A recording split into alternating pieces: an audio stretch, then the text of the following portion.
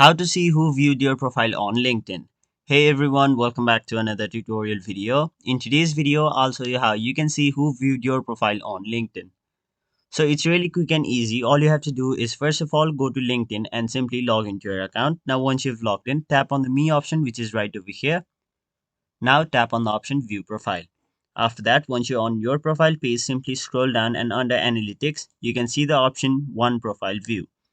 Now, depending upon the number of your profile views, it will simply show up as number profile view. So since I only have one profile viewer, I'll simply tap on it. And then you will be able to see the list of all of the different people who have viewed your profile. Now remember one thing, you can only see up to 5 viewers without having to buy LinkedIn Premium. So let's say you have a free account just like me, and let's say 10 people viewed your profile. Now you will only be able to see the first 5 viewers and you won't be able to see the remaining 5 users without buying premium. So that is the major disadvantage of this.